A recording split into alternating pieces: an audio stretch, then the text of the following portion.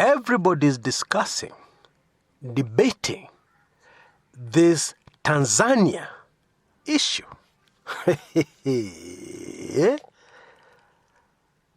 President John Pombe Magufuli, a true patriot, a true son of Africa, a leader who's going to be remembered for generations to come, seems to have upset the plans of some people in a very major way. And I'll tell you why I'm saying that. It is simply this: the actions and the policies of President Magufuli in Tanzania over the virus has caused some people, in fact the staunchest supporters of the World Health Organization recommendations and the recommendations by Bill Gates, based on computer simulations, that caused the entire world to go on lockdown. Even the most staunchest supporters of all that have now begun to question. And in my opinion, they have very valid questions. And this is even more interesting when you realize that as we speak, the governors in Kenya, the bosses of counties, are pushing the government very hard, to reinstitute lockdown in the country in a bid to slow down the spread of the virus. The opposition in Tanzania, led by Bwana Mbowe, are pushing very hard for the government, to be more open and transparent, about figures to do with the virus, infections, deaths, etc., etc. But what most Kenyans do not realize is that there are very many experts who are just laughing, at what the governors are suggesting and what the opposition leader in Tanzania is pushing for Magufuli to do. Both the governor and the opposition in Tanzania are missing a very important key point that should be rather obvious. And it's something to do with timing. Both seem to assume, that it doesn't matter. Ugonjwa ikizidi, lockdown. If infections are too high, lockdown immediately. It is the only way. Now just hold on a minute. Why are you locking down? Okay, let's start with a simpler question. What was the reasoning behind the initial lockdowns? The reasoning was simple: to prepare health facilities to handle large numbers of ill people, infected people. It was to give governments time to adjust and prepare, for the worst. And very important to note, at that time, infections had not spread, the way they have right now, if we look at figures. Because it should be common sense. When infections reach the level where they have reached right now, then locking down makes no sense. What is the reason for locking down? In other words, at this point in time, there's very little or nothing you can do about the spread, the further spread of the virus. What you'd have done very early on, you can no longer do. It's as simple as that. And so, even if you're a county, that is worried because you're not yet ready, whether you lock down or whether you don't, you will not be able to buy yourself time. That's the truth. You can no longer use lockdowns to slow down anything. It's too late. But what I really found super fascinating, what the Tanzanian opposition had to say. Just listen to this for a few minutes. I'll be back. Nakijua Chama cha Mapinduzi lingekuwa janga hili ni la baraka, kwamba limetoka jambo jema ambalo linaongeza nafasi na sifa kwa serikali, hili jambo lingefanywa propaganda sana. Lakini sisi hatutaki kufanya propaganda. Hatutaki kutake advantage ya kisiasa. Tunataka tuokoe maisha ya wana CCM, tuokoe maisha ya wana Chadema na wasio na chama. Tunataka tujenge jamii inayoheshimika. Hata wenzetu wa mataifa mengine wasituone sisi ni majuha.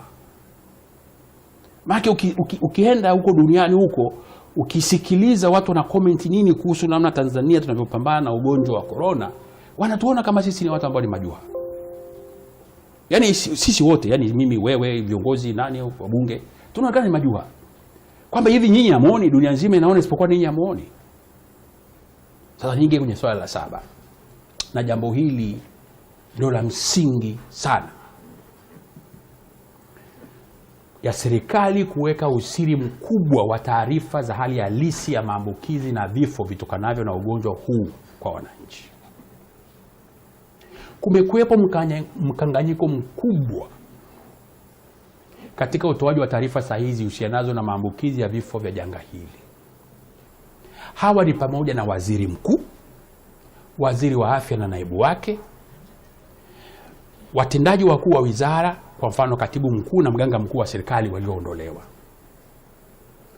Wakati ule wizara ilikuwa imesema walikuwa tunawaathirika 284. Na ikatangaza kwamba waliofariki walikuwa ni 10. Waliopona walikuwa 11. Lakini rais akasema hapana. Yeye kwa mujibu wa taarifa zake yeye waliopona ni zaidi ya 100. Tunatamani waliopona wangekuwa 1000, Mheshimiwa Rais. Tunatamani wanaopona wawe wengi sana. Lakini tusilazimishe watu wanapona ili kuidanganya dunia. Wataalamu wetu wa afya uliowapa mamlaka wanatupa takwimu zao.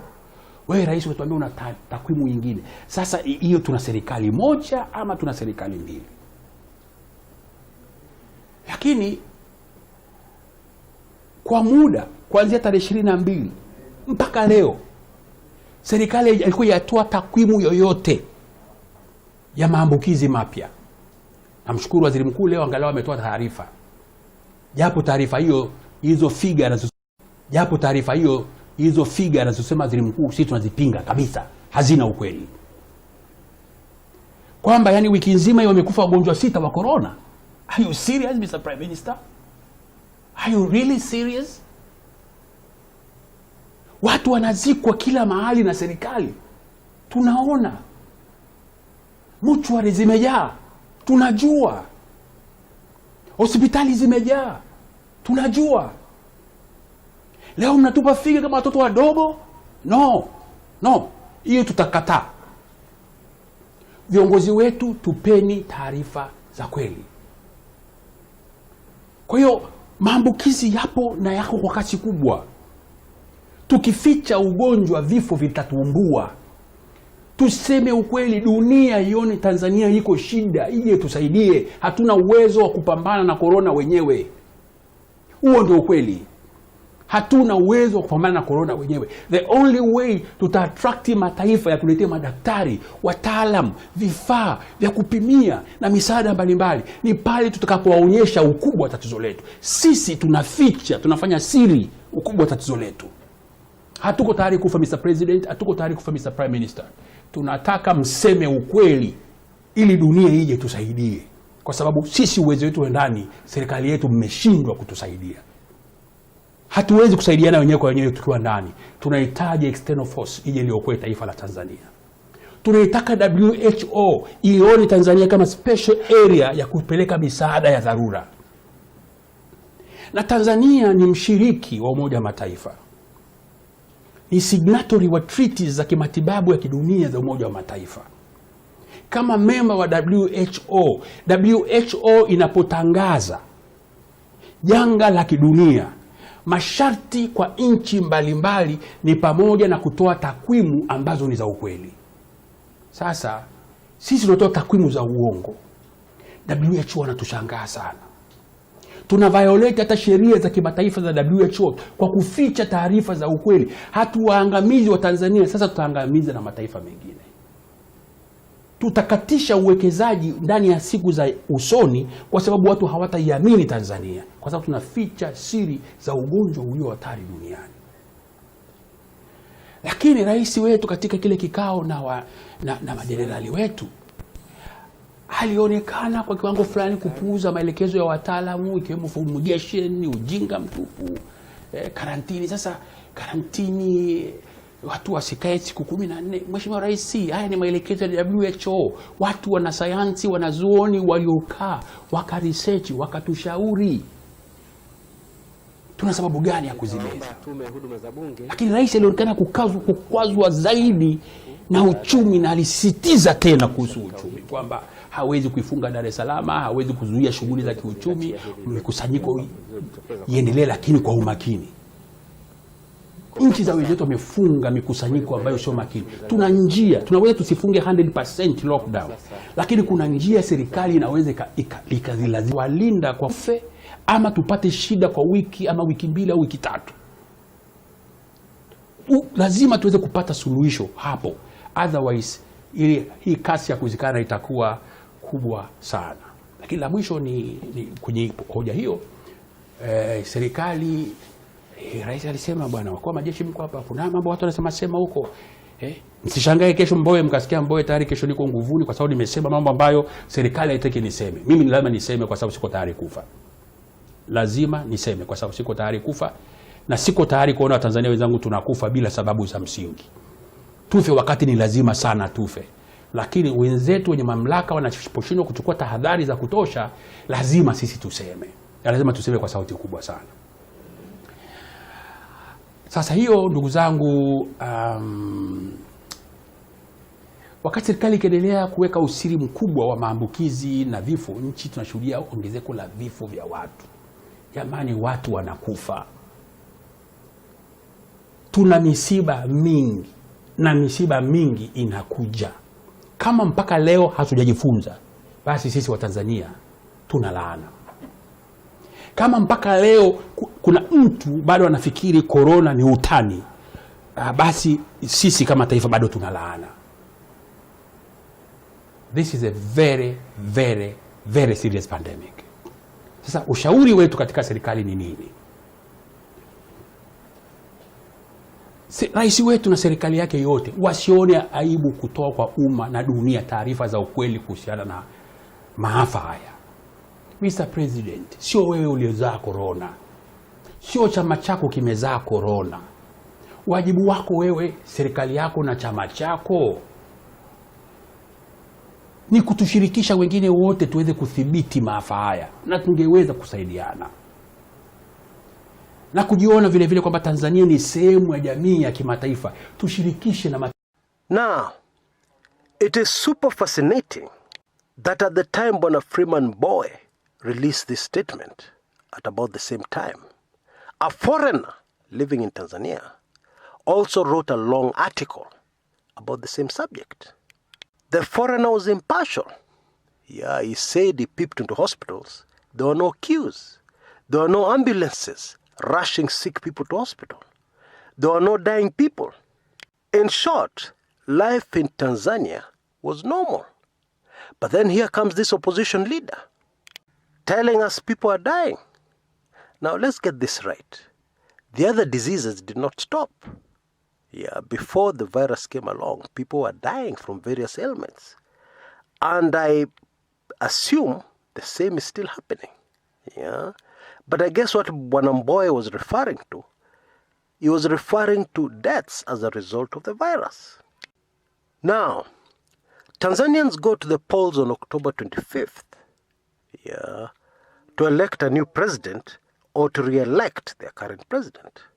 And in my opinion, President John Pombe Magufuli does not need any campaign. The opposition just made it very easy for him. Because all the Tanzanian voter needs to do is to listen to what Bwana Mbowe is saying here, and then observe what President Magufuli has done in Tanzania, with great admiration from all over the world, including Kenya. And then they simply decide whether they want Magufuli, the solid, patriotic leadership of President John Pombe Magufuli, or they want the kind of leadership we are hearing Bwana Mbowe speak about in this video. Spreading fear amongst Tanzanians. Speaking unsubstantiated things he can't prove. In my opinion, it is just laughable that such a man would want to be president of Tanzania. You know, even if you hate your president, and you want to remove him from power, you're first and foremost a Tanzanian. You should be first and foremost patriotic and care about your country and the people in your country. Does a person who cares about their country speak how this opposition leader has spoken? Even if it is true that the virus is killing people in the country, is this how you speak to the public? And you love your country? Let me be even more blunt than that. The Tanzanian opposition leader reminds me of some leaders in Kenya that we don't like. Let me just leave it at that. Until next time, this is Chris Kumekucha.